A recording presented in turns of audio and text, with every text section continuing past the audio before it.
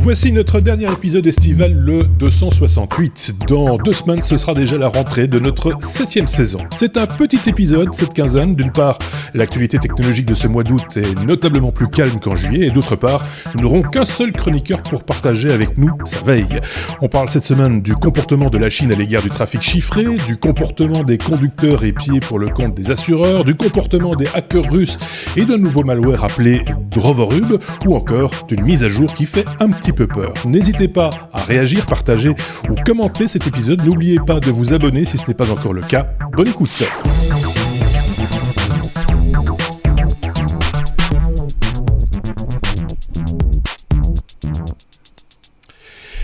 Bienvenue à vous, bienvenue si forcément vous venez de vous brancher, j'ai envie de dire bienvenue et merci de nous accueillir par la même occasion. C'est souvent comme ça, on ne sait jamais très bien s'il faut dire bienvenue ou s'il faut vous remercier de nous accueillir. On va faire les deux, du coup, voilà. 268e épisode, nous sommes le 20 août 2020, comme quoi on est vraiment just in time, hein, et nous n'avons pas deux chroniqueurs comme on en a l'habitude, on l'avait prévenu, hein, d'ailleurs, durant l'été, on serait en mode un petit peu plus light. On a un chroniqueur avec nous, un Sébastien, l'autre Sébastien, j'ai envie de dire, celui qui est à Paris. Bonjour Sébastien, comment se passe l'été ? Bonjour Marc, l'été se passe très bien, les vacances sont déjà derrière moi, un lointain souvenir, mais peut-être qu'il reste quelques traces sur quand même le lointain hallé. Il a pu en profiter, d'être dans une zone rouge, orange, jaune. J'ai pas regardé la carte. En Gaume, dans le sud de la Belgique. Donc voilà, donc tu dois te mettre en quinzaine pendant 15 jours, forcément, à la maison, pour pas bouger, pas brancher, etc. On remercie au passage nos fidèles auditeurs, ceux qui ont laissé des messages la semaine passée. Je dis fidèles parce que ce sont des fidèles qui étaient là cet été. C'est vrai que beaucoup en ont profité sans doute pour prendre un peu le large avec les chaleurs. On n'a peut-être pas vraiment envie de regarder des vidéos ou d'écouter des podcasts. Ça selon, hein, chacun fait comme il veut. On salue Oliastre57, Raphaël Vinet, Virginie, Ingrid Boy, Jean-Pierre Fabulas, Wofog, Tiger Fab, Diena, El Loco, JP Neuville, Ali Moon, Nicolas Saint-Lay, Thomas K, Battant, ainsi que Primo, qui nous fait remarquer que ça ne va pas très très bien chez Mozilla. Je ne sais pas si tu as eu cette news, Sébastien. Apparemment, il y a eu dégraissage, j'ai envie de dire, 250 emplois qui sont passés à la trappe. Je ne sais pas si tu as vu ça. Oui, c'est un gros dégraissage, c'est effectivement 250 emplois, et ils indiquent que le développement du navigateur Firefox pourrait être impacté par ce dégraissage. Ouais. Ils disent que c'est suite à la crise sanitaire, bien que là je comprends pas trop. Je connais pas trop leur business model au fait, et je comprends pas pourquoi la crise impacte. Parce que s'il y a bien un domaine le navigateur. C'est bien un domaine d'activité dans lequel on peut travailler en non présentiel, hein, à distance, en télétravail, c'est bien le domaine de l'informatique. Donc c'est vrai que ça ne devrait pas en tout cas avoir beaucoup d'impact sur les développements d'un logiciel libre en plus. Donc voilà, bizarre. Une grosse partie de leur revenu vient des deals qu'ils ont avec les engins de recherche, pour que ce soit Google qui soit la recherche par défaut. Google les paye plusieurs millions pour ça. Et donc je vois pas le rapport avec la crise sanitaire. Peut-être qu'en même temps, Google les paye un petit peu moins parce que Google a eu moins de revenus aussi, ou que sais-je, voilà quoi. On a eu quelques petits trucs, on va les passer rapidement en revue, hein, on va pas parler de tout parce qu'il y a des sujets de fond, hein, entre guillemets, dont tu vas nous parler d'ici quelques instants, mais j'avais noté dans l'actualité cette histoire de TikTok, hein, qui revient chaque fois au devant de l'actualité. Est-ce que Trump va interdire ou interdit déjà TikTok sur le territoire américain ? Je tiens à signaler quand même qu'il y a un truc assez rigolo, c'est que Trump accuse TikTok d'intelligence avec le gouvernement chinois. On appelle ça comme ça, hein, quand il s'agit d'espionnage ou d'intelligence. Alors, intelligence TikTok, petit souci. Oui, c'est dans la même phrase, ça me semblait bizarre, dit en plus par ce président des États-Unis, particulièrement, je trouvais que c'est assez particulier. Il y a eu d'autres choses dans l'actualité, je parcours... Autre chose aussi, sur TikTok, il aimerait bien que ce soit une société américaine qui rachète la partie américaine de TikTok. Il a demandé à Microsoft de racheter TikTok en termes d'interventionnisme. Enfin voilà, de quel droit il peut influencer. On a parlé d'autres grandes entreprises aussi qui seraient potentiellement intéressées par ce rachat. Je pense qu'il n'y a personne qui n'est pas potentiellement intéressé par le rachat de TikTok du coup, mais c'est très particulier. Voilà. Par contre, personne... neveu de Chatroulette. Bizarre. Je voyais que Xavier nous avait envoyé un oui mais non. On commence par un oui mais non. C'est un générateur de bruit pour les gens qui télétravaillent. Apparemment, le silence les perturberait plus que le bruit, et donc on leur a fait un générateur de bruit. J'ai pas creusé l'information, mais rien que sur le titre déjà, je trouve que ça valait la peine d'être mentionné. C'est comme le nom l'indique, c'est un site web qui génère des bruits de bureau, un bruit d'open space, un bruit de photocopieuse, voilà. un bruit de machine à café. Si ça, on est un peu trop seul chez soi quand on travaille à distance. C'est un peu ça. Je sais pas ce qu'il y avait eu d'autre dans l'actualité. Firefox, on vient d'en parler. Edge, la version Chromium de Edge qui ne pourra plus être désinstallée de Windows. Ça, c'est aussi un petit peu particulier. Ça nous a rappelé, on en parlait juste avant d'enregistrer, ce qui se passait à la fin des années 90, je pense. Hein. C'est pas loin, en tout cas. Cet abus de position dominante que s'était chopé Microsoft à l'époque avec Internet Explorer, et qu'il a fallu ouvrir la porte justement à des Firefox et autres, parce que voilà, c'était pas très très bien effectivement d'avoir cette position avec son propre navigateur, imposer son propre navigateur. Ici, il n'est pas question de désinstaller les autres navigateurs, rassurez-vous, mais en tout cas, celui-là, on ne pourra pas le désinstaller, en tout cas dans l'avenir. Affaire à suivre, on va voir jusqu'où ça peut aller. Oui. Et c'est étonnant venant de la part de Microsoft, qui a montré patte blanche depuis plusieurs années quand même. Le Microsoft 2020 n'est pas du tout le Microsoft des années 90, qui abusait de sa position dominante, qui était condamné d'ailleurs pour ça. Maintenant, ils sont très versés dans l'open source, ils intègrent Linux. En plus, ouais. Ils sont copains avec les développeurs en ayant racheté GitHub, ils sont présents dans le cloud. Et donc, est-ce que c'est une maladresse d'un département, d'une division? Est-ce que c'est une stratégie d'entreprise à suivre et à regarder comment ça va évoluer? Un truc, moi, qui m'a fait un petit peu... alors, il faut voir ce que ça va donner. Hein. C'est annoncé pour 2021. C'est le grand retour, on a presque envie de dire, mais on l'a déjà dit auparavant, donc on va se méfier un petit peu, de BlackBerry. Avec un appareil, avec un bon vieux clavier, clavier non pas virtuel, mais réel, hein, physique, mais qui serait un appareil 5G. Donc voilà, à suivre là aussi. Faut voir ce que ça va donner. On sait que RIM et BlackBerry n'est plus que l'ombre d'elle-même, hein, en gros, depuis pas mal de temps maintenant. Ouais, ils sont encore actifs dans le domaine des modems et de l'électronique embarquée, des composants embarqués pour certains fabricants. Effectivement, sur le domaine des téléphones, ils sont morts quasiment, ou en état de mort cérébrale, on va dire. Et en revanche, il y a une fan-base des plus de 40 ans qui vont peut-être être très contents de retrouver ce genre d'appareil. Par exemple, Barack Obama, par exemple, sera très intéressant, parce que il avait eu une dérogation, je pense, d'ailleurs, pour pouvoir continuer à utiliser son BlackBerry pendant son premier mandat. Il me semble qu'il y avait eu une histoire comme ça. J'en terminerai, et puis on attaquera tes sujets évidemment, avec Gmail, qui est tombé en panne ce matin, ce 20 août. Gmail et toute une série de services liés à Google, une panne mondiale. J'ai pas creusé là non plus, j'ai pas eu beaucoup le temps aujourd'hui de creuser la question, mais tout le monde en a un petit peu parlé, aux informations, à gauche, à droite. Tiens, c'était en panne, qu'est-ce qui s'est passé? Ça se voit quoi, quand c'est Gmail, quand c'est Google Drive, il y a tellement d'utilisateurs que directement ça râle sur les médias sociaux, et c'est normal que les médias plus traditionnels et mainstream le reprennent aussi. Ouais. J'ai un tout petit peu cherché cet après-midi, j'ai vu que tu avais posté la news, j'ai essayé de trouver le root cause et l'analyse, mais c'est trop tôt.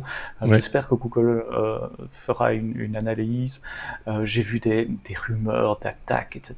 C'est évidemment bien trop tôt pour parler de tout ça. Ouais. En général, de mon expérience, quand des grands providers comme ça tombent, c'est une erreur humaine. Donc attendons, j'espère que Google va publier l'analyse de ce qui s'est passé. Et voilà, désolé pour ceux qui comptaient sur leur mail cet après-midi. C'est vrai qu'une erreur technique, enfin un problème technique, serait sans doute moins mondialisé, moins étendu, ou c'est ça ? Oui, c'est ça. Ces types d'infrastructures sont extrêmement redondantes, donc des disques durs qui meurent, des machines qui meurent, ça arrive tous les jours, tout le temps, c'est normal. C'est même pas, on remplace et le système est fait pour continuer à fonctionner, même dans des situations dégradées. Donc pour qu'il y ait une panne à l'échelle de plusieurs continents comme ça, je peux parler pour les cas que je connais, je ne veux pas parler pour Google, etc. Moi, les cas que je connais, c'est AWS, c'est Amazon Web Services. Et quelques fois où c'est arrivé, c'était des erreurs humaines, la mauvaise commande tapée sans garde-fou, qui fait des choses qu'il ne faudrait pas. Et qui percole sur tous les serveurs à ce moment-là. Après, c'était des réactions en chaîne. Quand il y a un truc qui tombe, tous les trucs qui dépendent de ce truc-là tombent aussi. Et puis voilà, ça fait une réaction en chaîne qui difficile d'arrêter, et puis il faut du temps pour récupérer aussi. C'est pour ça que la panne de cet après-midi a duré 4 heures, je crois. Probablement le temps qu'il a fallu pour récupérer un état nominal de charge. Le type qui courait. Donc oui, après, il revient. Quand il y a une erreur manuelle comme ça, il faut surtout pas virer la personne. C'est pas de la faute de la personne qui a fait l'erreur manuelle. Enfin, je dis pas que c'est une erreur manuelle ici, hein, entendons-nous. Mais en général, c'est simplement parce qu'il n'y a pas les mécanismes, les process pour prévenir cette erreur manuelle. Donc, ce que doit faire une étude post-mortem après, c'est dire qu'est-ce qui s'est passé, pourquoi est-ce qu'une seule personne a pu taper cette commande-là et qu'il n'y a pas eu de garde-fou. Voilà. Et donc, changer les outils internes de management pour que ce genre de choses n'arrive plus par la suite. Voilà. Division by 0. Terminé. Juste l'occasion, avant de passer à notre abécédaire assez court, cette semaine, il faut le rappeler, signaler que toi-même, tu animes un podcast, tu co-animes même un podcast qui traite justement de AWS, Amazon Web Service, du cloud de manière plus générale, et en français, ce qui est assez rare pour le souligner, c'est pour ça que j'insiste dessus. Donc, ça s'appelle comment, en fait, le nom exact? Le podcast AWS en français. Voilà. J'essaie d'avoir 1 ou 2 fois par mois des invités, des clients, des partenaires d'AWS qui expliquent ce qu'ils font avec le cloud et en quoi ça peut les aider, en espérant pouvoir inspirer d'autres. Et alors, parallèlement, tu fais aussi du Twitch, un peu de temps en temps, du live, il me semble que tu fais du codage en direct, c'est ça? Mon métier, c'était de parler dans des conférences, et côté conférence, c'est assez calme depuis février, mars. Et donc, je me suis replanqué sur l'online, et avant les vacances, je faisais à la fois des vidéos préenregistrées, et puis à la fois du live sur Twitch, du codage en direct avec un collègue, où on code une application en direct. C'est très confidentiel en termes d'audience, hein. Forcément, on n'a pas des milliers de gens qui nous regardent, mais les gens qui regardent, ils sont très assidus, ils suivent du début à la fin, ils posent les bonnes questions au bon moment, et voilà. J'espère que ça participe aussi. Oui, bien sûr. Mais on reçoit ah non, il y a des gens qui non, ce que vous faites là, c'est incorrect. Il faut taper ça. Ah oui, merci. Donc, on est en train de réfléchir à ce qu'on va faire pour la rentrée, pour continuer ce format-là. Le concept est intéressant. Moi, j'avais vu ça, mais c'était dans un tout autre domaine. C'était un gars qui faisait des caricatures. Et donc il dessinait en même temps, en direct, et il se chopait les commentaires en même temps. Il disait, je lui ferai le nez plus gros la prochaine fois, machin, etc. C'était rigolo, quoi. Et c'est vrai que il n'y a pas énormément de gens, et heureusement d'ailleurs, parce que sinon ce serait invivable. mais c'est vrai, parce que sinon le gars, il peut plus, tu peux plus lire les commentaires s'il y a trop de monde, etc.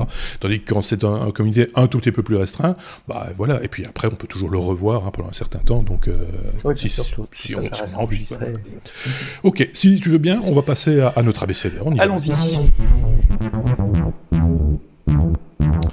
La lettre B, on commence par la lettre B cette semaine, comme Boeing qui met à jour ces avions, ceux qui volent le moins maintenant, il faut bien le reconnaître, les fameux Jumbo Jet, les 747. Ça se passe encore avec des disquettes, c'est ça qui est rigolo. On en a parlé il y a pas très longtemps, hein. C'était l'armée américaine, je crois, qui faisait encore des updates, des armes atomiques avec des floppy disks. Mais ici, c'est exactement la même chose. Donc, Boeing a annoncé au mois de juillet qu'ils allaient arrêter la production de 747. C'est une page de l'histoire de l'aviation qui se tourne. 747, pour ceux qui ne voient pas, c'est celui avec la bosse au-dessus. C'est l'avion iconique des années 70-80, fin des années 70 en tout cas. Je crois que tout le monde qui a déjà pris même fin des années 60. Je me demande si c'est pas fin des années 60. Déjà fin des années 60, c'est bien. C'est assez ancien. Et à cette occasion, il y a des chercheurs en informatique qui ont pu avoir une visite privée des systèmes informatiques du Boeing. On parle de pen test, de penetration testing, pour voir les attaques qui seraient possibles de faire au niveau informatique, puisque dans un avion, il y a beaucoup d'informatique, et les Boeing d'aujourd'hui, les 747 d'aujourd'hui, ils ne sont pas ceux des années 70, évidemment. Et à cette occasion, ils ont découvert que le système qui contient les données relatives à la cartographie de vol, donc les fréquences radio des stations au sol, les updates de cartes, etc., se font par disquette. Donc quelque part, sous verrou évidemment, il y a un lecteur de disquette, et toutes les 2 semaines, il y a des ingénieurs de Boeing ou de la compagnie aérienne qui possède l'avion, je n'ai pas très bien compris, qui doivent aller taper non pas une, mais 2, 3, 4, 5 disquettes. Parce qu'une disquette, on parle de floppy 3 pouces et demi, donc les petites disquettes comme il y avait dans les Mac au début. Pour faire ces mises à jour. Alors, ça surprend toujours, et j'ai voulu reprendre cette nouvelle-là parce que il y a un gap énorme entre l'informatique grand public où tout est rose, tout est gadget, tout est shiny, on change son téléphone tous les 6 mois, et puis les systèmes industriels, et surtout les systèmes industriels liés à la sécurité. On pense au contrôle d'infrastructures vitales, centrales électriques, des choses comme ça, ou l'aviation, où la sécurité est la première priorité. Et là, le shiny nouveau, ah oui, tiens, la dernière librairie open source, machin, ben, on l'installe pas sur un 747 comme ça. Ce sont des processus de validation qui prennent des années avant d'aller mettre un nouveau logiciel dans un avion. Et donc ça a du sens dans certains de ces environnements qui ont été créés il y a plusieurs dizaines d'années, de continuer à utiliser des systèmes physiques pour distribuer du software.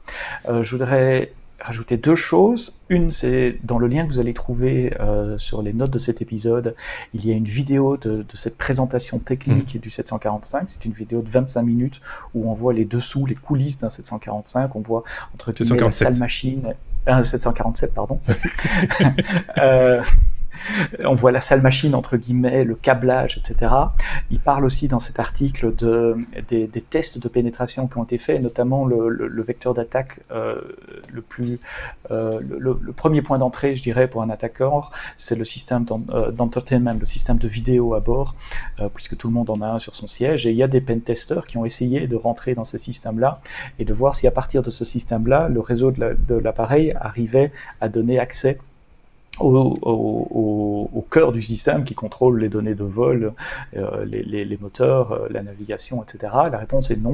Il n'y a personne sur le 747 qui a jamais réussi à faire ça.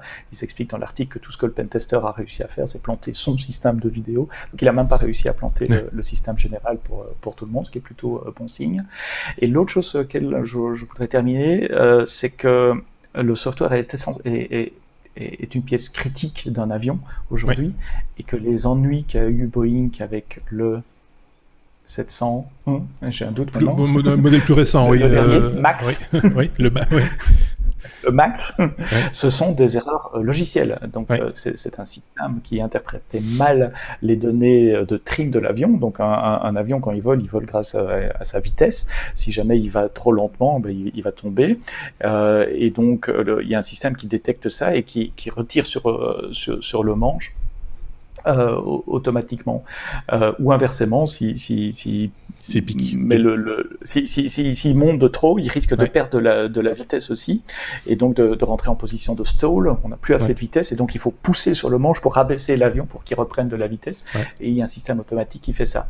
Et là, le système recevait des mauvaises données, et donc le système poussait sur le manche pour faire baisser l'avion, alors que le pilote, lui, voyait bien qu'on était trop bas et qu'on était en bonne condition, il tirait sur le manche tout ce qu'il pouvait, mais c'est le système qui a gagné. Et il y a quand même 2 avions qui se sont crashés l'année passée, avec toutes les conséquences qu'on connaît, l'arrêt de la production du 700, je sais plus quoi. J'irai voir après. Max. Et donc voilà, ne rions pas des disquettes dans les 747. Les mises à jour, les problèmes de software dans les avions, on parle de la vie des gens là. Oui, bien sûr. Juste un mot. On a oublié un E dans Boeing, dans le titre qui s'affiche en dessous ici. On corrigera évidemment dans l'article, ne vous inquiétez pas, ça peut arriver, une petite coquille, du coup ça fait Boeing. Ça fait bizarre. Et j'avais presque raison, à 22 jours près, première mise en service d'un 747, c'était le 22 janvier 1970, 70 pour les amis français. Donc voilà, c'est vraiment fin des années 60, début des années... Donc c'est quand même un vieil appareil. Rappelons que l'avion présidentiel américain, Force One, c'est un 747 légèrement modifié, on va dire. Juste une salle de bain en plus. Oui, c'est ça, mais il y a 2-3 trucs en plus, et voilà, des petits artifices supplémentaires, on ose bien l'imaginer. Donc, en 1970, il n'y avait pas de lecteur floppy, donc cet avion a quand même évolué. Oui, c'est ce que j'allais dire. Aujourd'hui, c'est pas l'avion. Effectivement, dans les années 70, le support de masse qu'on utilisait, c'était quoi du coup La bande, probablement. Du cartridge, oui. Magnétique. ouais. Les floppies n'existaient pas à ma connaissance. Donc voilà. Si vous avez vous-même de votre côté, je le répète régulièrement, mais des compétences particulières en aéronautique et en informatique aéronautique, n'hésitez pas à commenter, parce que voilà, on survole, c'est le cas de le dire, un petit peu le sujet, parce qu'on trouvait ça rigolo, et que chaque fois, effectivement, quand on va passer une disquette, on se dit « Oh, une disquette !» sur un truc qui vole en plus, voilà. C'est un peu ça l'idée, quoi. Passons à la suite. La lettre C comme China, ou comme Chine, en fait, on pourrait dire Chine aussi, qui bloque certaines communications cryptées, et pas des moindres, j'ai presque envie de dire, Sébastien, puisque c'est un peu le web d'aujourd'hui qui est bloqué par ce que la Chine, là, nous prépare. 20% du web d'aujourd'hui, d'après les dernières stats. Donc vous n'êtes pas sans savoir que si vous êtes en Chine, vous n'avez pas accès libre à Internet comme nous croyons que nous l'avons ici. Il y a ce qu'on appelle l'infrastructure du gouvernement chinois qui est déployée au niveau des ISP, donc des service providers, des Proxibus et Orange locaux, qui filtrent le trafic de manière à ce que vous ne puissiez pas accéder à certains sites. Je pense de mémoire, en tout cas je l'avais expérimenté à l'époque où j'avais été là-bas, Facebook n'était pas disponible en Chine. C'est juste un exemple, mais il y en a des tas d'autres. Et puis il y a aussi les cas où ils ne filtrent pas, mais ils écoutent simplement, et savoir que vous avez été sur tel site ou tel autre, c'est des informations importantes pour le gouvernement chinois. Alors évidemment, vous allez me dire, il y a les VPN. Ouais, ça c'est la faille, bien qu'ils essayent de filtrer aussi les accès aux serveurs VPN connus, mais bon, maintenant avec le cloud, les adresses IP changent souvent. Et puis il y a la technologie que vous utilisez tous les jours, qui est TLS, Transport Layer Security, qui permet de chiffrer la communication entre votre navigateur et le serveur. En gros, pour faire simple, c'est quand vous avez le petit cadenas vert à côté de l'URL dans votre navigateur, quel qu'il soit, ça veut dire que la communication est chiffrée par une des différentes versions de TLS, il y en a plusieurs. Cependant, il faut savoir que dans les versions précédentes de TLS, quand je me connecte à un site web, ce site web peut hoster cette adresse IP, je me connecte à une adresse IP, je me connecte à un serveur physique. Cette adresse IP peut hoster plusieurs sites web. Il peut y avoir lestechno.be, il peut y avoir le podcast de machin chose, il peut y avoir le site web privé de marque, tout ça hosté sur le même serveur. Et le certificat SSL qui est installé sur le serveur, il dépend du nom de domaine, c'est www.lestechno.be. D'accord ? Donc pour que le serveur puisse donner le bon certificat, pour commencer le chiffrement entre les deux, il doit savoir à qui on se connecte. Est-ce que je me connecte sur le serveur lestechno.be ou un autre serveur qui a un autre nom hosté sur la même adresse IP, sur la même boîte. Et donc cette négociation, cet échange de noms de serveurs, jusqu'il y a peu, se faisait en clair. Forcément, puisqu'on a besoin de cet élément-là pour établir le tunnel de chiffrement et faire l'échange de clés qui permet de chiffrer. Et ça suffit beaucoup à ceux qui sont intéressés par savoir ce que vous faites, parce que même s'ils ne voient pas après ce que vous faites sur le site web, ils savent que vous avez été sur le site web, ils peuvent bloquer éventuellement, ou ils peuvent simplement enregistrer le fait que Marc va régulièrement sur le site alibaba.com ou sur n'importe quel autre site que tu visiterais. Et donc une des nouveautés dans TLS 1.3, qui est adopté par de plus en plus de serveurs et tous les browsers modernes maintenant, c'est à peu près 20% du trafic TLS aujourd'hui, TLS 1.3, c'est la possibilité de chiffrer cet échange de noms de domaine avant d'établir le tunnel SSL, TLS. Donc de manière à ce que si quelqu'un observe les petits paquets sur le réseau, comme le gouvernement chinois peut le faire, ils ne verront pas que je veux aller visiter ce serveur-là sur cette adresse IP, puisque cet échange de noms sera déjà lui-même chiffré. C'est ce qu'on appelle ESNI, SNI de tête, c'est Server Naming Indication, et le E devant, c'est Encryption, pour chiffrer cet échange, ce nom de serveur. Voilà, j'espère que je n'étais pas trop technique sur comment fonctionne TLS. Et donc, TLS 1.3 permet de cacher le nom du serveur que je vais visiter, et ça ne plaît pas du tout au gouvernement chinois, qui a décidé d'interdire, pur et simple, si votre connexion est en TLS 1.3, vous ne pouvez pas faire une connexion qui part hors de Chine.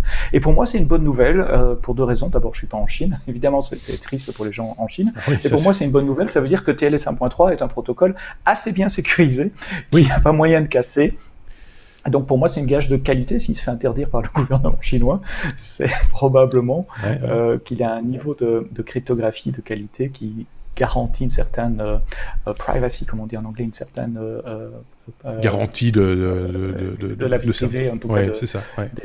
données qu'on va échanger dans cette Oui, c'est session-là. vrai. C'est un peu une démonstration par l'absurde, mais c'est vrai qu'à partir du moment où leur seul moyen de coercition, c'est de dire on va l'interdire, c'est que manifestement, il n'y a pas moyen de le contourner C'est qu'ils autrement. ne savent pas le casser. Voilà, c'est ça. Mais en même temps, il va falloir trouver des solutions, peut-être, pour les habitants chinois. Je ne parle pas du gouvernement, mais ceux qui vivent en Chine et qui s'intéressent à ce qui se passe dans le monde. C'est quand même, voilà, ça pose d'autres problèmes, du coup. À l'heure actuelle, en général, les serveurs offrent plusieurs versions du protocole et il y a une négociation de protocole en ouverture de session SSL. Ouais. Le serveur dit, moi je suis capable de faire ça, ça, ça. Le client choisit ce qui est le mieux là-dedans. Ouais. Et donc, s'ils ne savent pas faire 1.3, bah, ils feront 1.2, etc. Mais donc, c'est quand même un fallback sur quelque chose de moins sécurisé. Parce que, si je ne dis pas de bêtises, Google ne prend plus en référence les sites qui n'ont pas de version sécurisée, si je ne dis pas de bêtises. Correct. Ou en tout cas, voilà, en termes de SEO... On sait qu'ils allaient le faire. Ouais, ouais, c'est ça. Il vaut mieux le faire, quoi. C'est mieux. Donc, c'est voilà. Avant, on disait toujours HTTP. Bah, non, c'est toujours... Et ce sera toujours HTTPS. C'est devenu comme ça. Enfin, HTTP, il faut arrêter, quoi. Oui. C'est un truc qui a été conçu il y a 40 ans. Il faut, à un moment donné, il faut remettre les choses un peu... voilà, il faut que ça évolue, quoi. C'est normal, le web est quelque chose de vivant. Mais retenez quand même une chose, c'est que même avec SSL, il y a différents niveaux de sécurité avec SSL, entre le vieux SSL 1.0 et ce qu'on appelle TLS maintenant, qui est la nouvelle version d'SSL, et 1.1, 1.2, 1.3. Tout ça, il y a des nuances, et visiblement 1.3 est mieux. Ok. Chaque fois qu'on évolue, enfin, en général, quand on rajoute un numéro, c'est souvent mieux. Quoique, des fois, des modèles de voitures. Bon, bref, c'est autre chose, c'est un autre débat. On peut passer à on a dit tout là sur cette histoire-là, hein, je pense. Moi. On va être encore un petit peu technique peut-être, hein, mais c'est un petit peu le but, hein, technique, ça me paraît assez justifié avec la lettre D pour Drovorub, ou Drovorub, je ne sais pas très bien comment on le prononce, et on sait qu'il y a plusieurs explications, on y reviendra sans doute à ce nom un petit peu particulier, qui n'est pas vraiment du russe, mais qui est un mot valise, comme on dit, même en russe. Donc ici on parle de la NSA qui dévoile les détails techniques d'un rootkit attribué donc aux Russes. C'est ça, donc il y a eu plusieurs attaques qu'on pensait attribuer à des groupes privés, et je pense notamment à l'attaque qui a touché TV5 Monde il y a 1 an ou 2, parce que vous vous en souvenez.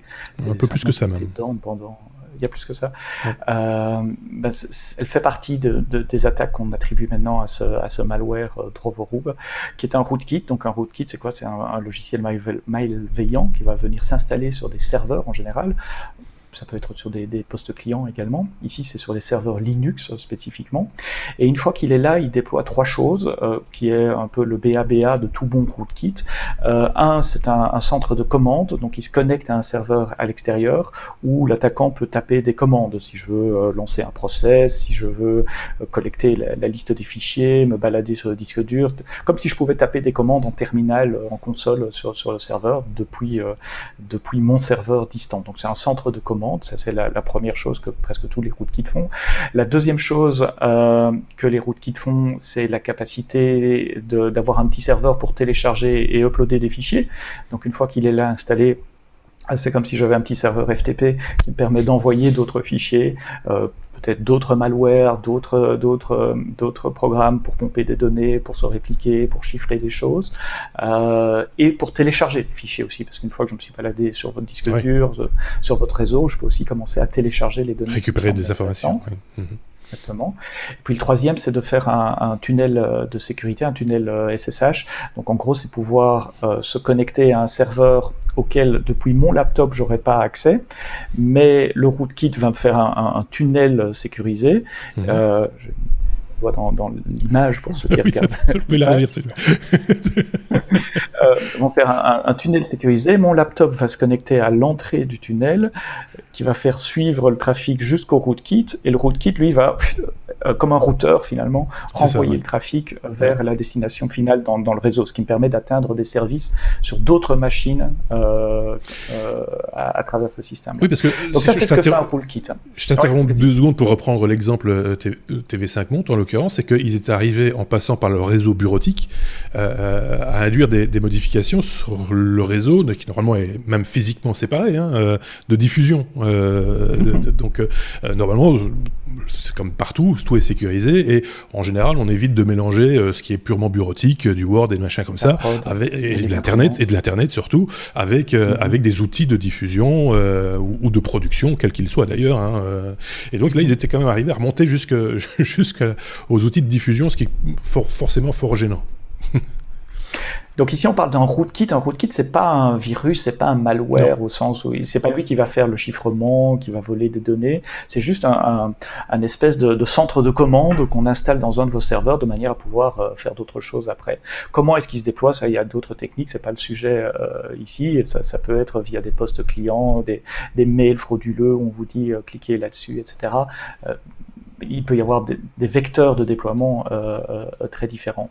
La chose qui m'a amusé là-dedans, il y a 2 choses que j'ai retenues et que je voulais partager avec vous. La première, c'est que c'est la NSA qui documente ça dans un document qui fait une 50aine de pages. Extrêmement technique. Ils ont détaillé tout le protocole de commande, comment envoyer des commandes, comment initier une connexion. Donc il est bien analysé, bien connu, c'est un document technique de belle qualité, de belle facture, j'ai envie de dire, qui définit comment ce rootkit fonctionne. La NSA l'attribue au service secret ou à l'armée russe, et on retrouvait des traces de ce rootkit dans plein d'attaques différentes depuis plusieurs années. Donc c'est quelque chose qui semble largement utilisé, probablement par les Russes. Si la NSA dit, c'est probablement les Russes. Mais je suis certain que la NSA a ce type d'outils également, que les Chinois ont ce type d'outils, la Corée a ce type d'outils, et bien d'autres puissances aussi. Il n'est pas question ici de dire les mauvais Russes. Je crois que tout le monde fait la même chose. Là, c'est de l'exemple de l'outil russe. L'autre chose qui m'a surpris, vas-y Marc, tu veux dire? Mais juste une parenthèse, c'est que c'est quand même assez rare que le FBI ou la NSA documente à ce point ce type d'informations. En général, ils le signalent de manière un peu évasive, mais ne diffusent pas des documents comme celui-là, en tout cas pas aussi détaillés, si je ne dis pas de bêtises. C'est ça. C'était le truc qui a étonné beaucoup de gens, c'est la quantité d'informations et le niveau de détail de ce document que vous voyez à l'écran si vous regardez la version vidéo du podcast. Sinon, vous retrouverez le lien dans les notes de l'épisode audio. Et l'autre chose qui m'a amusé, c'est que c'est un rootkit qui se cache, parce qu'une fois qu'il est là, vous savez, s'il y a une application bizarre qui tourne sur votre PC ou votre serveur, c'est assez facile de le trouver parce qu'il y a des fichiers qui sont là, les fichiers du programme lui-même. Et puis, vous avez, que ce soit sous Windows ou Linux, la possibilité de lister tous les process qui tournent sur votre machine. Si vous voyez un truc avec un nom bizarre, en général, c'est comme ça que les antivirus détectent qu'il y a quelque chose. Mais ici, pas, parce que c'est un truc qui tourne au niveau root, au niveau du kernel Linux. Il faut bien savoir que dans un système d'exploitation, quand vous tapez une commande comme dire dans une boîte DOS pour lister la liste des fichiers, ou LS ou Linux, cette commande, elle demande au système d'exploitation, donne-moi la liste des fichiers dans cette directory-là, et elle va l'afficher à l'écran. Et ce rootkit, il travaille au niveau du kernel, donc il peut intercepter cet appel. Donc il intercepte l'appel qui est fait à Linux, Linux va lui retourner la liste des fichiers, et il va se filtrer lui-même. Donc, son nom de fichier, il n'apparaît pas dans la liste, ou son nom de process qui tourne en mémoire, il n'apparaît pas dans la liste, et on utilise les commandes normales, standards, pour explorer son disque dur, pour explorer la mémoire, pour explorer les process. Eh bien, le programme se filtre, s'enlève, et donc il n'est pas visible. Il n'est pas visible avec des outils standards. Et donc, comment est-ce qu'on peut le détecter? On peut le détecter en analysant la connectique réseau, puisque c'est ça le but du document de la NSA, c'est d'analyser les trames réseau qui sont échangées entre ce rootkit et son centre de commande qui se trouve à l'extérieur, comment il reçoit ses commandes, etc. Parce que là, en détectant le trafic réseau, on peut détecter qu'il y a une activité inhabituelle. On peut le détecter aussi avec des outils plus avancés qui bypassent les structures standards du kernel pour analyser quels sont les fichiers sur le disque ou pour analyser quels sont les process en mémoire, mais sans demander au service Linux de me dire ce qu'il y a en mémoire, puisqu'il est lui-même compromis, donc il faut faire des techniques d'analyse mémoire un peu plus avancées. Comment est-ce qu'on s'en prévient aussi en se tenant à jour avec les dernières versions des kernels Linux qui obligent notamment que les extensions kernel soient signées avant d'être chargées.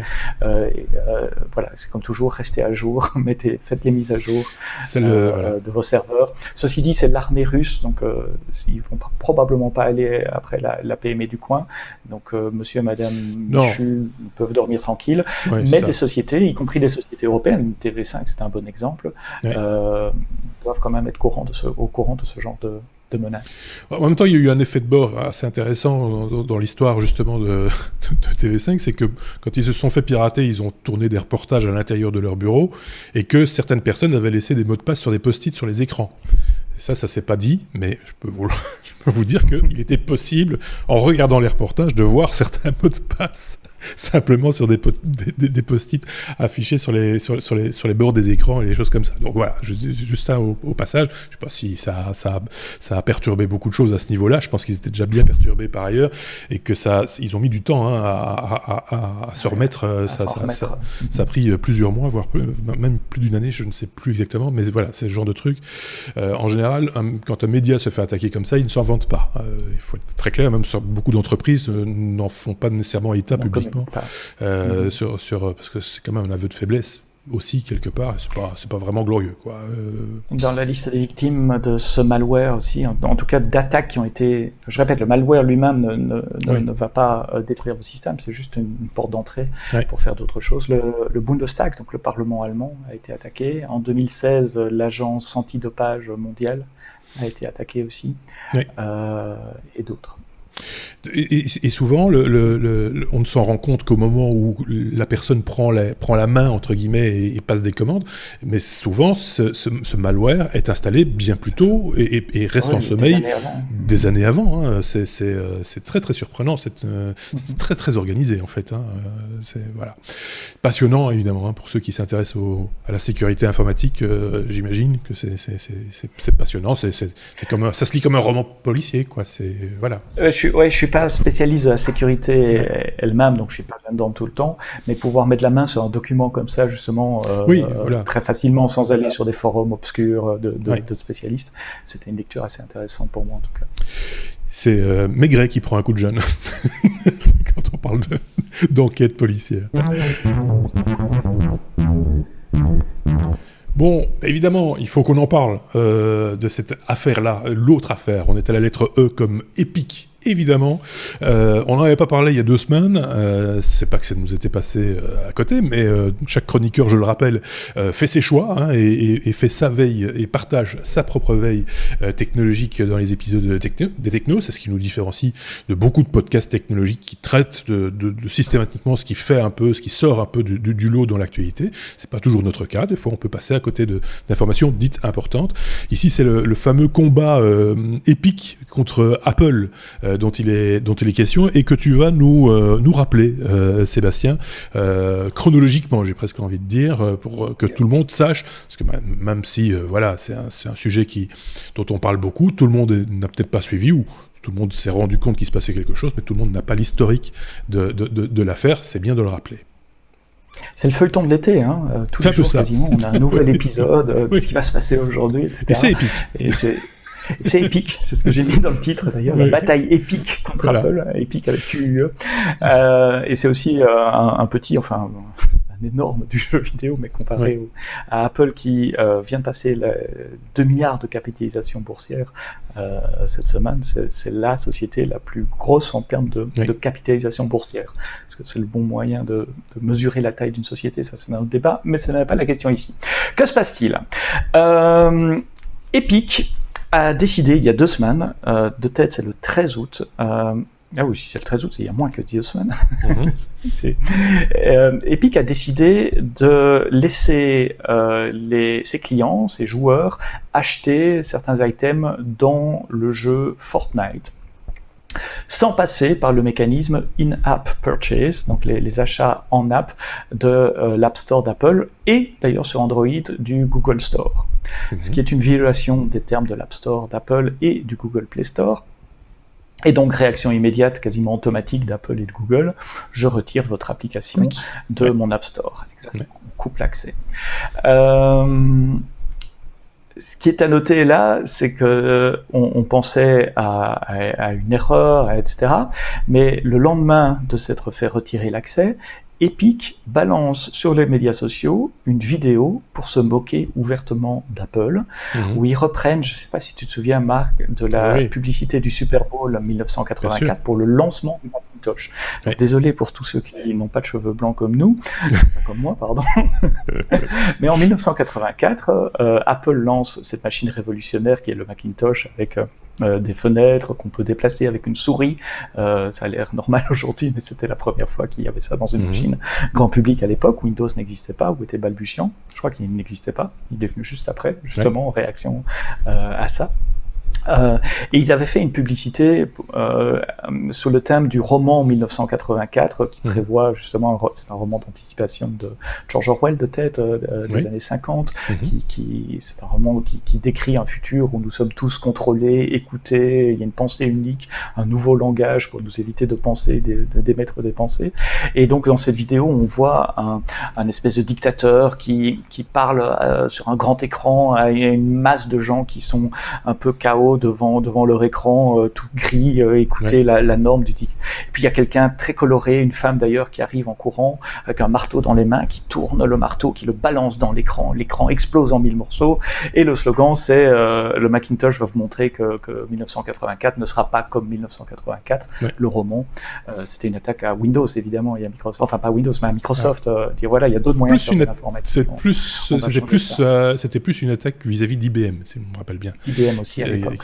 Et qui faisait des boîtes grises, toutes moches, et donc voilà, c'était un peu dans cet esprit-là. Effectivement, ils allaient libérer l'informatique, et la mettre à portée du grand public. Et donc Epic nous balance cette vidéo où ils reprennent exactement les mêmes codes graphiques que la vidéo d'original de 1984, la pub Apple, où on voit des gens qui sont des personnages de jeu qui écoutent un leader sur un écran qui bizarrement a une forme un peu de pomme, mais pas tout à fait, etc. Et puis il y a les personnages du jeu Fortnite qui arrivent en courant et qui balancent et qui font exploser l'écran.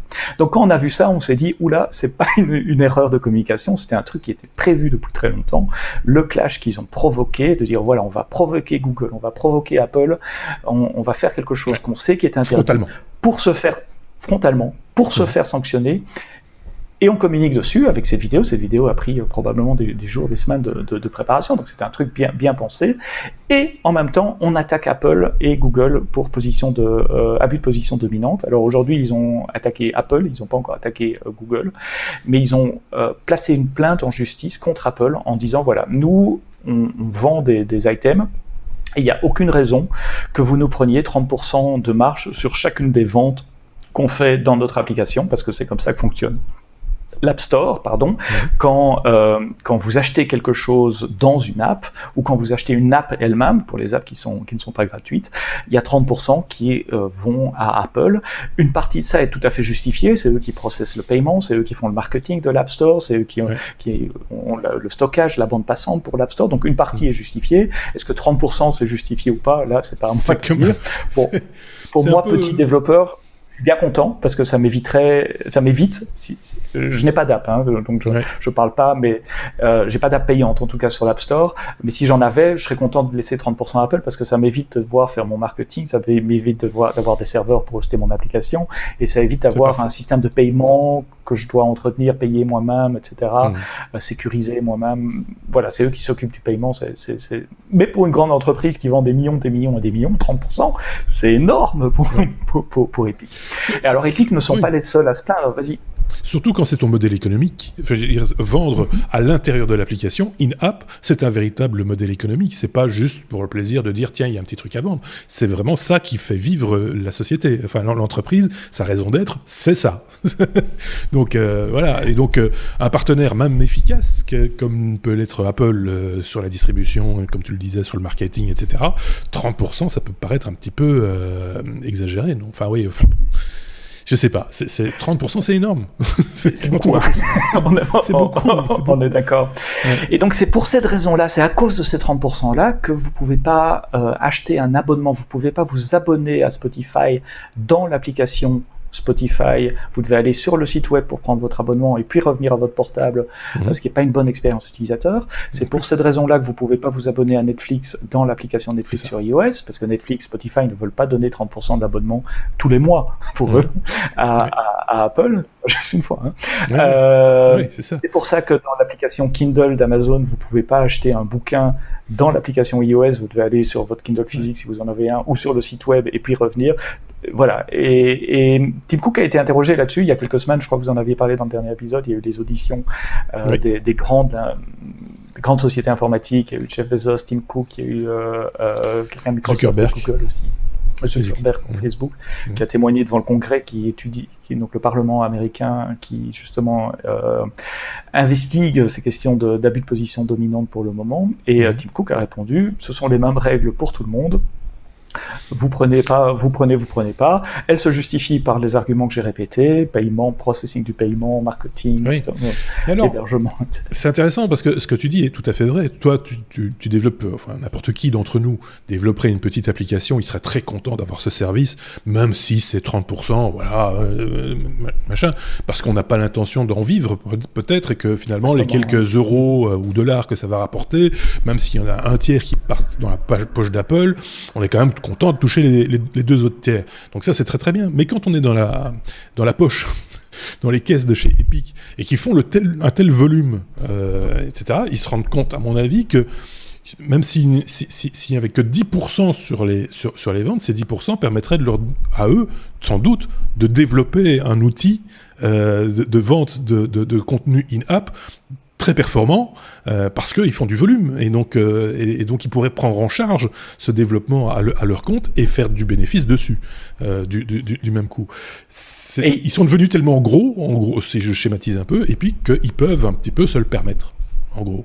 Et ils appellent ça la taxe Apple, collectivement. Hein, Spotify, Epic, c'est la taxe Apple, parce qu'il n'y a pas d'autre alternative. Je ne peux pas distribuer mon application sur iOS sans passer par Apple.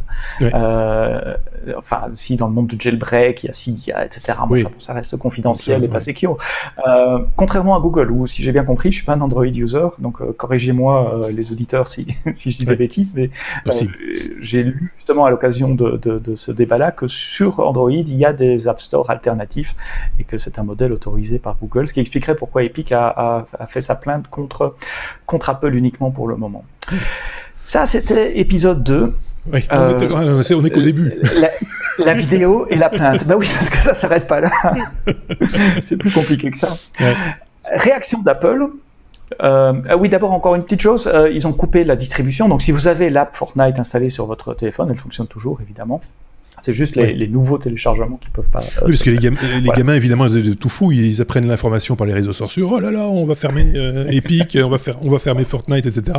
Les parents qui en peuvent plus, déjà, avec leur confinement, machin, etc., ils ont les gueuses sur le dos depuis 6 mois, ils en peuvent plus. Si en plus de ça, on leur coupe Fortnite, c'est la mort, quoi. Tu vois, c'est fini. Donc, il faut rassurer tout le monde, ça continue à fonctionner, quand même. Ouais, si vous l'aviez déjà sur votre téléphone ou votre iPad, ça roule toujours. C'est juste les nouveaux téléchargements, désolé. Mais après, il y a les PC, il y a les consoles de jeux, etc. D'autres possibilités. Tu as d'autres moyens d'y arriver. Réaction d'Apple, c'est dire on fera pas d'exception. Voilà, c'est clair. Et si vous ne devenez pas compliant, si vous ne respectez pas les règles, on va tout simplement vous couper l'accès développeur d'Apple. Donc l'accès développeur d'Apple, c'est le compte Apple qui permet à tout développeur, un petit personnel comme moi ou une grande société comme Epic, d'avoir accès aux outils de développement, à la documentation, aux mises à jour, aux bêtas avant tout le monde, et aussi, accessoirement, de publier des applications sur l'App Store. Donc sans cet accès-là, ça veut dire que toutes les applications d'Epic sortirait de l'App Store. Et il se trouve que Epic fait notamment une application qui est un game engine qui s'appelle Unreal quelque chose, Epic Unreal Engine, qui est un outil une plateforme pour faire des jeux pour d'autres. Et si Epic perd son accès développeur, il se pourrait que d'autres développeurs de jeux qui utilisent les logiciels d'Epic soient aussi impactés et ne puissent plus distribuer leurs outils sur la plateforme parce qu'Epic ne sera plus capable de signer cette librairie que d'autres jeux vont embarquer. Et donc, potentiellement un gros impact sur tout l'écosystème Epic. Dernière réaction, Epic aujourd'hui a déposé auprès d'un tribunal américain un Core Restraining Order, si je me souviens bien, CRO ou TRO. En gros, c'est une injonction pour qu'un juge, je crois qu'on dirait un référé chez nous, pour qu'un juge oblige Apple à réactiver Fortnite sur iOS avec leur système de paiement. Apple a engagé un des cabinets d'avocats spécialisés en antitrust qui avait déjà gagné pour eux le procès contre Samsung il y a quelques années pour répondre, et on sait que la réponse d'Apple au niveau légal va être vous avez les moyens de respecter nos règles, il suffit que vous arrêtez le paiement in-app, pourquoi vous ne le faites pas et vous reviendrez. Là, c'est aussi simple que ça. Et deux, si vous battez sur le niveau de l'antitrust, pourquoi vous le faites juste contre Apple et pas contre Google? Parce qu'à ce jour, Epic n'a pas entamé d'action en justice contre Google. Donc ça, ce sont vraiment les derniers développements d'aujourd'hui, les deux arguments du cabinet d'avocats d'Apple qui sont tombés cet après-midi. C'est un bras de fer qui fera date, hein, parce que quoi qu'il en ressorte comme décision, elle fera jurisprudence, et on sera reparti pour un tour, soit au profit d'Apple, soit au profit des éditeurs de contenu, enfin éditeurs de jeux, là en l'occurrence. Et on le disait en off, c'est vrai que finalement, si Apple n'a pas gain de cause, qu'est-ce qui pourrait empêcher qui que ce soit d'ailleurs de créer son propre App Store et d'avoir comme ça peut-être un mall avec plusieurs App Store et dire voilà, tu peux aller dans telle boutique ou dans telle boutique et choisir ta boutique et peut-être avoir des forfaits dans les boutiques, que sais-je, et créer un nouvel écosystème. Mais à ce moment-là, Apple ne serait plus maître de sa maison, comme Google ne serait plus maître de la sienne côté Android. Et donc ça ouvre des perspectives économiques intéressantes sans doute pour beaucoup de gens, mais pas pour Apple ou pour Google. Je pense pas en tout cas. Non, pour Apple c'est pas intéressant. Est-ce que c'est bien pour les clients? D'un côté, ça va amener plus de choix si ce genre de monde se développe. Peut-être. Mais une des choses qu'Apple fait relativement bien, c'est des contrôles à la fois de fonctionnalité pour avoir des applications qui fonctionnent et qui sont sécurisées. Est-ce qu'un autre App Store fera les mêmes contrôles, mettra la barre de qualité aussi haut sur les applications? C'est ce qui fait. Ou est-ce qu'on va avoir toutes les applications bidons Oui, c'est ça. Oui. Mais c'est ce qu'on a souvent dit, c'est ce qui a toujours fait la force d'iOS et des applications. Voilà, c'était ce contrôle qualité sur des choses que eux ne développent pas pour le coup, de faire en sorte que ça ait le blanc-seing qui permette à l'application de vivre et de bien vivre en plus. C'est positif pour tout le monde, pour le coup, l'utilisateur, le développeur et Apple évidemment en premier lieu. Clairement, on a vu qu'il y avait le développeur.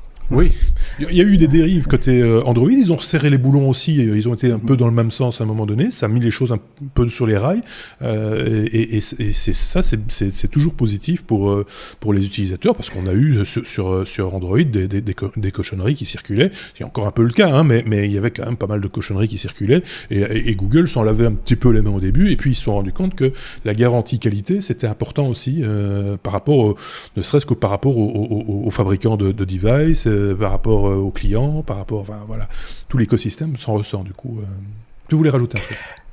Deux choses. Un truc plus philosophique, mais je vais terminer avec celui-là. D'après un article que j'ai lu, mais donc je n'arrive pas à retrouver parce que j'ai lu beaucoup d'articles sur ce sujet cette semaine, Epic aurait déjà des App Store où ils distribuent déjà des jeux sur d'autres plateformes, notamment des consoles. De nouveau, je suis pas gamer, je connais pas le monde d'Epic, donc n'hésitez pas à laisser des commentaires et à me corriger si c'est incorrect.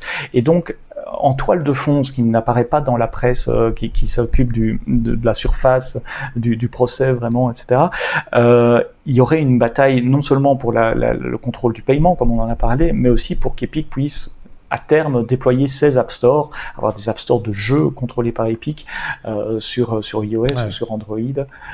Et donc il y a une bataille beaucoup plus... si c'est correct, cette information, il y a quand même une bataille de fond beaucoup plus importante avec des enjeux beaucoup plus importants que juste l'application Fortnite et le in-app purchase. Oui, parce que tu le disais par ailleurs, il y a le Unreal Engine qui est le moteur en gros de jeu qui sert aussi à d'autres éditeurs de contenu. Voilà, c'est aussi tout un domaine qu'on maîtrise moins chez les technos. Hein. On est très clair là-dessus. Le jeu vidéo, c'est pas quelque chose qu'on explore. Mais ici, ça sort même quelque part presque du jeu vidéo. Hein. C'est la philosophie, effectivement, de l'App Store d'Apple qui est mise en cause, hein, quelque part. Parce que du in-app, il n'y en a pas que dans le jeu vidéo. Il y en a dans les applications, je sais pas... je parlais de Spotify et Netflix. Voilà, par exemple. Ou du coach sportif qui vous vend des cours supplémentaires. Voilà, c'est tout ça qui est en cause dans tout cet écosystème. Tu voulais rajouter encore un truc philosophique ou pas? Ouais, le truc philosophique, c'est quand tu parlais des bienfaits des revues qualité d'Apple ou de Google sur le Play Store. Enfin, sur Google, il n'y en a pas, mais Apple, il y en a. En même temps, je me disais, d'un autre côté, si on veut vraiment libérer l'innovation, il faut pas de gardien qui dit ça c'est bien, ça c'est pas bien. En matière d'innovation pure, il faut laisser les gens essayer. Les gens, je parle des développeurs, les laisser être libres. Et c'est là qu'il y aura la bonne idée, le bon truc, etc. S'il y a quelqu'un qui s'impose dans le process pour dire ça on peut faire, ça on peut pas faire, etc. Je comprends pourquoi ils le font, pour protéger l'expérience utilisateur. Je pense que c'est pas le lieu. Mais en fait, c'est antinomique. Je pense que très honnêtement, l'écosystème Apple n'est pas le lieu pour ça, pour libérer l'expression, etc. C'est un lieu relativement clos, cadré, voilà, où on est sûr que ça va marcher, voilà, point barre. Mais il y a des restrictions. J'ai pas dit libérer l'expression, parce que ça c'est un autre domaine. L'expression artistique, de créativité. Des développeurs, ok, d'accord, je te comprends. C'est ça, en fait. Et je pense que le logiciel libre là, est l'endroit parfait, et peut-être plus du coup Android par filiation. C'est peut-être là que les choses permettent, entre guillemets, de faire des choses de manière plus libre et d'innover, effectivement. Mais Apple n'a pas cette... Je pense pas, n'est pas dans cette philosophie-là. Maintenant, ils font des outils créatifs à un autre niveau, mais dans avec leur base, quoi, avec leur système, voilà. Ça peut être discuté, critiqué, hein, ça j'en suis tout à fait. Enfin, c'est moi-même critique par rapport à ça, donc il n'y a pas de souci. Mais en même temps, quand tu fais pas d'informatique, que tu veux un truc qui fonctionne, voilà, c'est une espèce de garantie. Tu ne vas pas devoir mettre tes mains dans le moteur pour le faire fonctionner. Ça marche, enfin, normalement. On a fait le tour de cette question. C'était Epic et Epic. et j'ai rajouté... Mais il y avait des choses à dire. Oui, j'ai rajouté écolégramme. Hein, Epic, écolégramme. Bon, c'est bon. On était à la lettre T comme Toyota. C'est voilà. Alors ça c'est quand même un truc, c'est original et on s'y attendait pas vraiment. Enfin peut-être que certains si, mais pas nous en tout cas. En tout cas, j'y avais pas pensé moi. C'est Toyota qui va partager ou qui en tout cas compte partager nos données de télémétrie avec des tiers. Ça s'est vu dans d'autres domaines, hein, Sébastien. Ouais, bourré, ratatam, Toyota. Alors, le titre est plus, les titres des articles que j'ai mis sont beaucoup plus précis. Ils parlent de partager avec des assurances et je vais y venir dans un moment. Moi, je suis resté plus neutre dans mon titre à moi. J'ai mis avec des tiers parce que leur idée, c'est pas que les assurances. Ils ont une vision beaucoup plus large que ça. Mais donc la voiture connectée, le carrossier. Exactement. Mais ton garage, l'entretien déjà, les services de secours. Par exemple. Ça existe déjà, des voitures qui donnent leur position GPS avec un seul bouton à appuyer sur le plafond et qui préviennent les secours. Mon papa a acheté une Renault récemment et il y a ça dedans, c'est en standard. Donc il y a déjà les voitures qui communiquent, ça existe. C'est une voiture standard, t'es sûr? C'est du haut de gamme. Oui, c'est une voiture standard. Non, c'est une Renault Capture, je ne veux pas faire de pub. Il y a un bouton Emergency qui notifie les secours non, j'ai découvert ça aussi il y a quelques semaines et qui donne ta position GPS. Tant mieux, oui. Donc les voitures qui communiquent, ça existe déjà.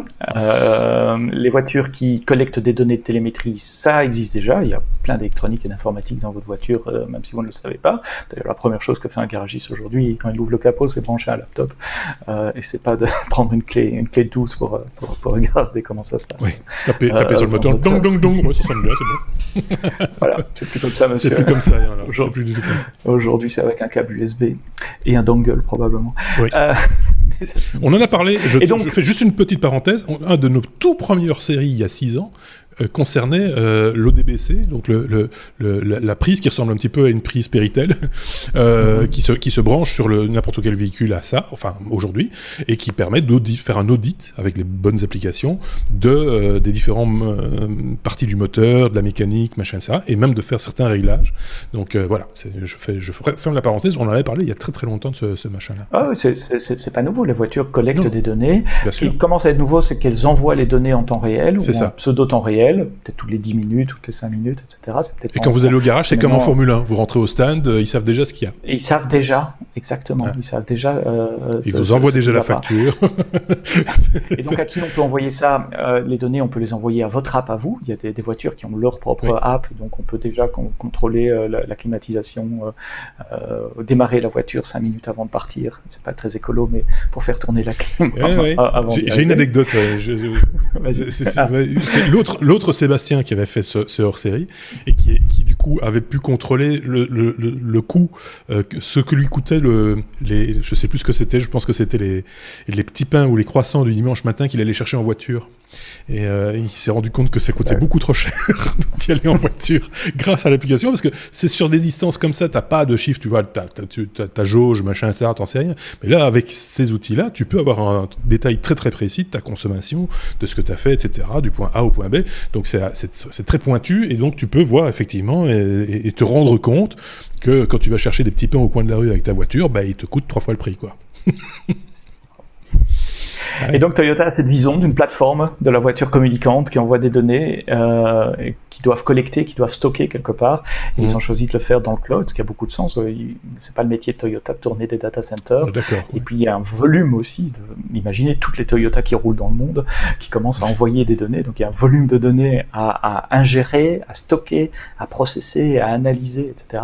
Et puis ça c'est le côté rentrée des données. Et puis ce qu'on en fait des données, il faut donner à des tiers, justement accès. Alors les tiers, c'est tout ce qu'on a dit, c'est vous avec votre app, ce sont les services de secours, c'est le garagiste évidemment.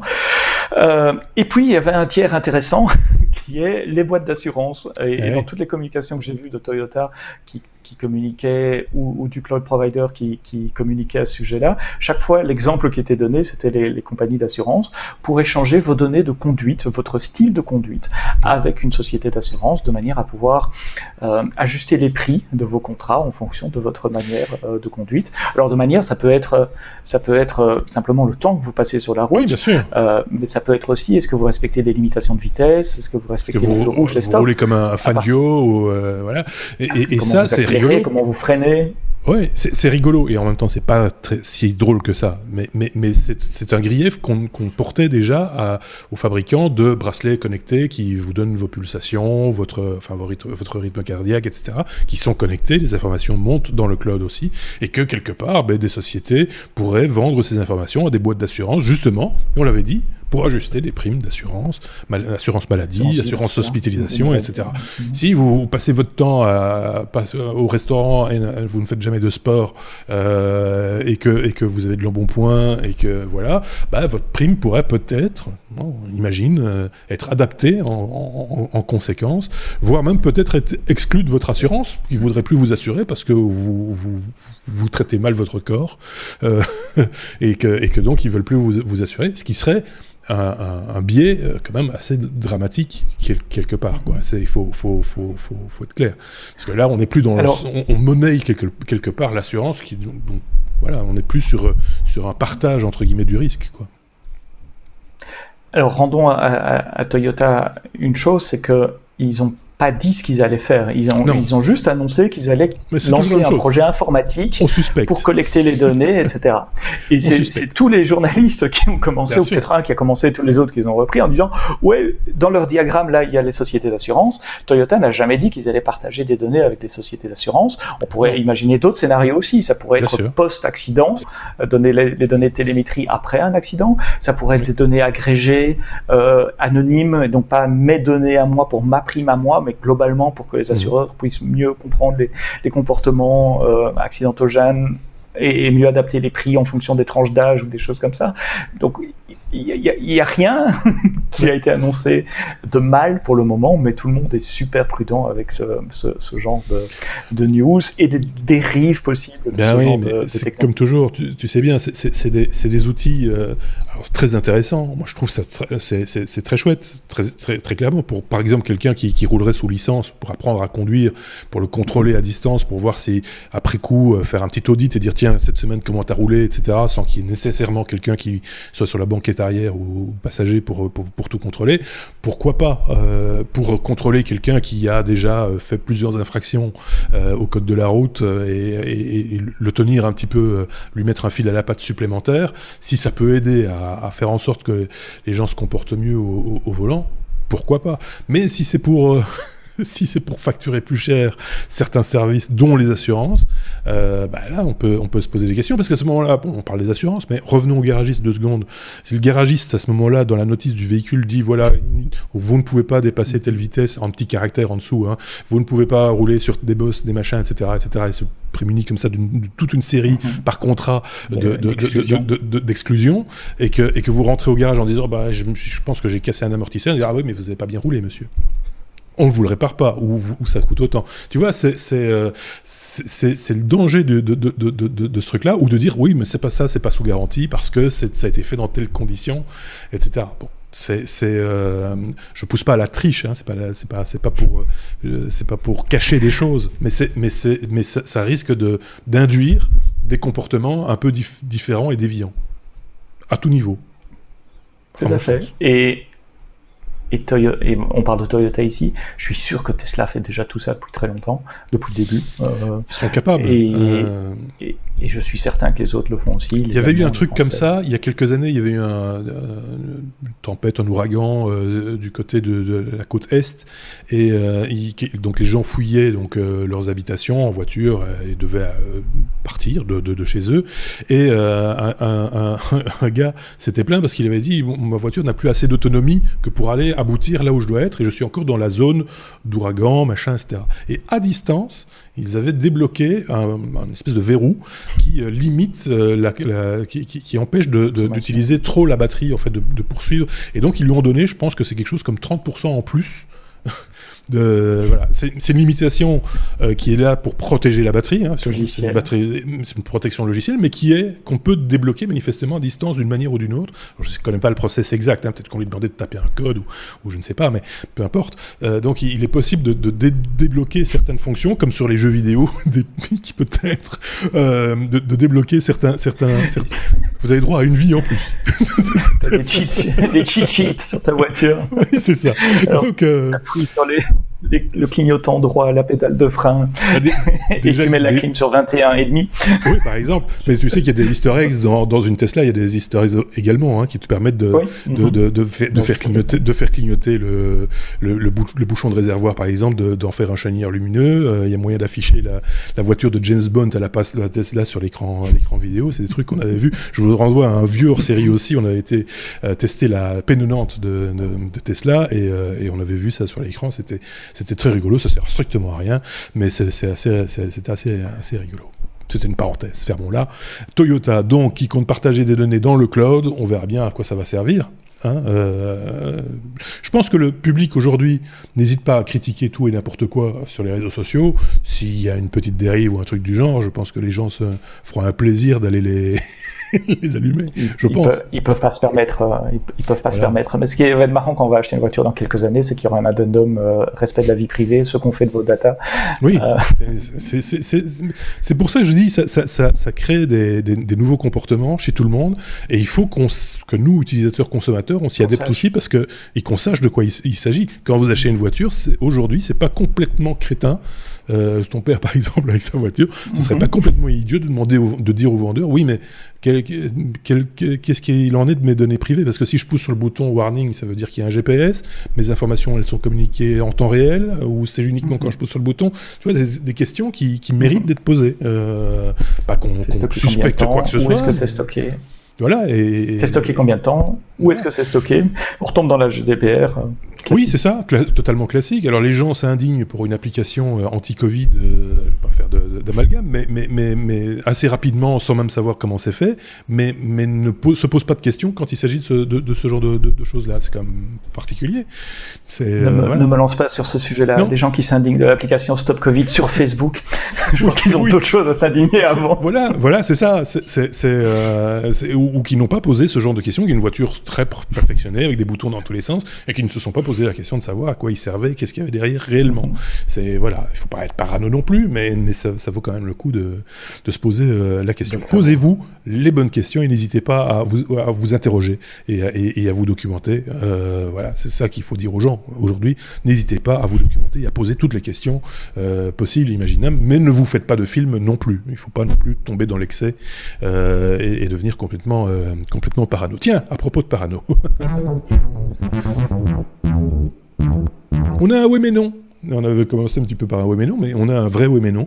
La lettre W, vous le savez. Si vous ne le savez pas, je vous le dis. Le sujet oui mais non, c'est un petit peu le sujet de fin d'épisode en général, ça vous vous en doutez, mais qui est un sujet un petit peu technologique, un peu lié au web, un peu lié aux technologies, et qui sort, il faut le dire, très fort de l'ordinaire, et qui fait sourire nos chroniqueurs. C'est le cas ici, Sébastien. Tu vois, tu es tombé sur une information qui t'a fait bien marrer.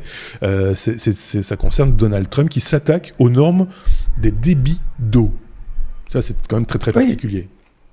Est-ce que vous vous posez des bonnes questions, tu disais, juste pour clôturer le sujet. Est-ce que vous êtes déjà posé la question de quel est le débit idéal de l'eau dans votre douche? Probablement pas. Est-ce qu'il y a suffisamment d'eau pour que vous puissiez vous laver les cheveux, surtout quand vous avez une belle chevelure assez soyeuse et longue comme celle de monsieur Donald Trump? Lui, il trouve qu'il n'y a pas assez d'eau dans sa douche, en tout cas la douche à la Maison Blanche. Alors, j'ai pas compris si c'est sa douche ou toutes les douches contre lesquelles il en a, mais il trouve que comme il n'y a pas assez d'eau, de débit d'eau, on reste plus longtemps sous la douche et donc on consomme plus d'eau. Et donc, il a demandé à son administration, et là je suis malheureusement très sérieux, ce serait un 1er avril, franchement, j'aurais douté de l'information, mais là elle a été reprise par CNN, par la BBC et d'autres. Il a demandé à son administration de s'attaquer aux normes de débit d'eau depuis 1992, sous l'administration Bush-Prosper. Il y a une norme qui dit qu'une installation sanitaire en salle de bain ne peut débiter que 9 litres et quelques, 2,5 gallons de tête par minute. Et c'est le point d'eau complet. Donc si vous avez un système de douche complet avec plusieurs douches, c'est le débit global des 3 points. Enfin, c'est l'eau totale qui arrive là. Et lui aimerait bien revenir à 2,5 gallons par tête. Ah, d'accord. Parce que ça ne le fouette pas assez. Il ne se sent pas assez fouetté. Parce qu'il pense qu'il passera moins de temps sous la douche, que tous les Américains passeront moins de temps sous la douche si l'eau arrive plus vite. Et donc, au final, il consommera moins d'eau à l'échelle du pays. Ouais, sauf que c'est tout l'inverse. Oui, c'est ça. Cette norme a été faite par Bush à l'époque, justement pour économiser l'eau et pour éviter un gaspillage d'eau trop important. Alors voilà, donc l'administration est lancée, il y a un débat maintenant, est-ce qu'il faut le faire, est-ce qu'il ne faut pas le faire, etc. Pourquoi ça m'a fait sourire? Évidemment parce que le sujet est anecdotique. Il a mentionné dans la conférence de presse le soin de ses cheveux. Quand j'ai commencé en parlant du shampoing et de ses cheveux, c'était pas de la spéculation de ma part, il a vraiment dit ça. Et je me suis juste rappelé que nous sommes au milieu de la plus grande crise économique de tous les temps. Ça tombe juste au bon moment. Sanitaire majeure, qui a des problèmes majeurs politiques, géopolitiques en Méditerranée de l'Est, ok, c'est peut-être un peu moins pour Trump, en Biélorussie, passe même pas sur la Russie et la Chine dont on a déjà parlé dans cet épisode. Il y a peut-être d'autres choses à faire que s'occuper du débit d'eau dans les douches, même avec une fibre écologique. Enfin là, a priori, ce serait contre la fibre écologique en plus. Il y a vraiment d'autres choses à faire. C'est de nouveau, voilà, cet homme continue à nous surprendre après quasiment un mandat accompli, et on espère la fin de son dernier mandat. En tout cas, c'est ce que beaucoup espèrent. Il continue à nous étonner, et voilà. Ceci étant dit, faut pas se leurrer. Au niveau européen, on l'utilise de la manière. Voilà, c'est ça. Il y a des gens qui sont payés pour discuter de savoir si on va faire un col de mousse à la bière ou pas. Voilà, mais c'est vrai. L'épaisseur des tranches de saucisson. Mais oui, et des gens qui n'ont jamais quitté un bureau, qui sont en costard cravate et qui te parlent de normes de pêche en Islande. Non, mais je voulais surtout pas me moquer d'une administration. Il y a des normes, il faut des normes, etc. Oui, mais revenir sur une norme qui a été décidée pour des raisons écologiques, alors qu'on sait que Trump est ouvertement pas le plus grand supporter de l'écologie. Ouais. Donc là, il va à l'encontre quand même du mouvement général qui était d'économiser les ressources dont on dispose. Et puis deux, c'est le timing, quoi. On est bien d'accord. Peut-être d'autres choses à faire. C'est assez... effectivement, il y a d'autres chats à fouetter. On a fait finalement cet épisode pour un jogger en forme, il va encore bien. On est à peu près à 1h13, 1h14 d'épisode avec un seul chroniqueur. Vous voyez que c'est possible quand on est bavard et passionné aussi de ce dont on parle. Voilà, tout est possible. N'hésitez pas, comme toujours, à commenter cet épisode, à nous laisser également simplement, si vous êtes pressé, un petit pouce bleu vers le haut, c'est bienvenu aussi. Si vous n'êtes pas encore abonné, n'hésitez pas à vous abonner, que ce soit en podcast sur votre application de podcast habituelle ou que ce soit sur YouTube. Vous êtes évidemment toujours les bienvenus. Ça titille, comme j'ai l'habitude de dire, les algorithmes, et ça nous permet aussi d'être plus nombreux à suivre les technos, à les faire aussi. Ce serait intéressant d'ailleurs d'avoir de nouveau des propositions de la part de certains d'entre vous. Si vous êtes inspiré par ce que vient de faire l'exercice de Sébastien par exemple, et que vous avez envie de participer aux technos occasionnellement ou régulièrement, n'hésitez pas à nous le faire savoir. On peut en parler, pourquoi pas, on est toujours à la recherche de nouveaux chroniqueurs, parce que plus on est de fous, plus on rit, et chacun a un petit peu des opinions, vous l'avez bien compris, on est un petit peu dans l'opinion aussi, donc chacun a son opinion à apporter, et donc ça c'est bienvenu également. Si on a plus d'avis, c'est encore mieux. Donc voilà, on a bien fait le tour de la question. Merci beaucoup Sébastien, on va se retrouver très très bientôt, parce que je pense que c'est toi qui fais la rentrée, donc prépare ton plumier, ton cartable, parce que ce sera début septembre, forcément, c'est dans 2 semaines déjà, donc il faut pas traîner. Et donc là, l'actualité va reprendre, etc. Et on va reprendre notre rythme hebdomadaire, évidemment. Je vous préviens également qu'il y aura non seulement un hors-série la semaine prochaine, en lieu et place d'un épisode, ça vous avez pris l'habitude durant les mois de juillet et août, et il y aura un autre hors-série spécial, j'ai envie de dire, le lundi qui précède la rentrée. On parlera 5G avec quelqu'un qui s'y connaît vraiment très très bien et qui a pignon sur rue, j'ai même envie de dire, que ce soit en Belgique ou en France. Voilà, je n'en dis pas plus. Merci beaucoup Sébastien, merci à vous, à très bientôt, au revoir.